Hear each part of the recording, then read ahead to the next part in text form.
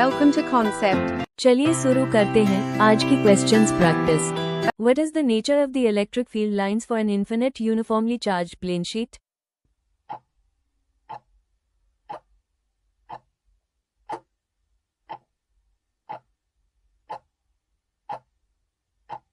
That's right.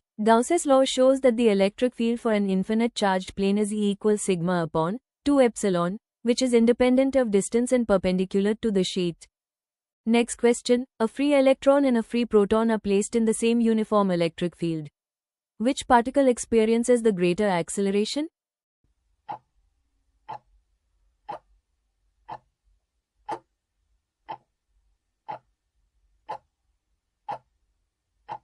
That's right. Both particles experience the same magnitude of force, F, equals charge times electric field. Since A equals F by m, and the mass of the electron is significantly smaller than the proton's mass, the electron experiences a much greater acceleration. And here is the next question. In a region of space, the electric field is zero. Can we conclude that the electric potential in this region is zero?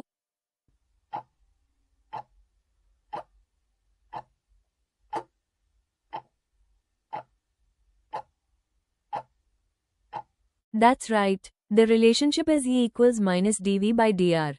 If A equals 0, then dV by dr equals 0, which means the electric potential V is a constant, which can be any value, including 0.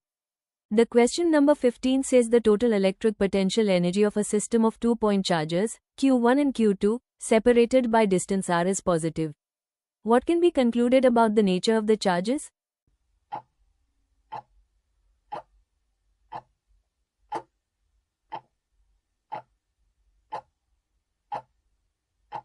That's right. Potential energy is U equals kQ1 Q2 by R. For U greater than 0, the product Q1 Q2 must be positive. This occurs only if both Q1 and Q2 are positive or both are negative. Solve this one. A point charge Q is placed outside a closed surface. What is the electric flux through the surface?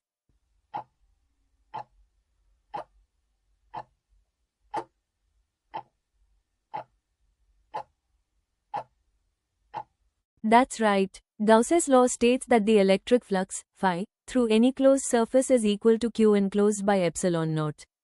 Since the charge Q is outside, Q enclosed equals 0, so phi equals 0. Alright, answer this. Which material is used to introduce the concept of dielectric constant in electrostatics?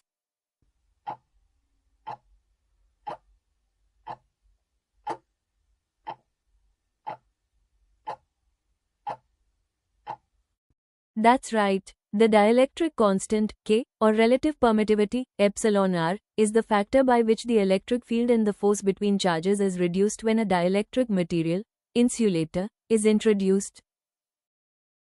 Again 18th one says, a charge conducting sphere has a total charge Q. Where does the charge reside?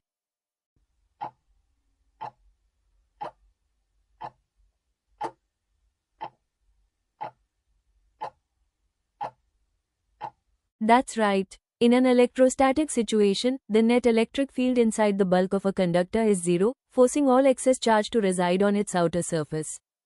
Get ready for 19th question. If the electric field on the surface of a charged spherical conductor is E, what is the electric field at a distance small r where small r is less than capital R?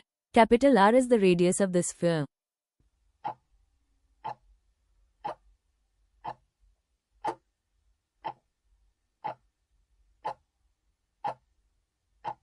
That's right. For any point inside a charged conducting sphere, the net electric field is zero.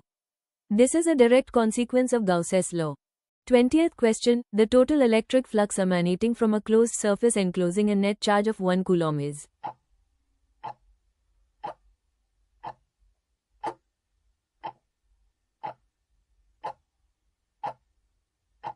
That's right. According to Gauss's law, phi equals Q net by epsilon naught.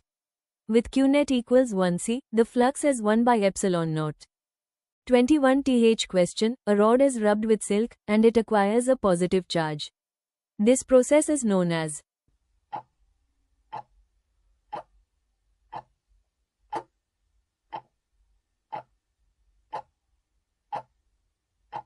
That's right. When two materials are rubbed together, charge is transferred due to friction, resulting in electrification. हमारे channel को subscribe करें और concept सीखते रहें।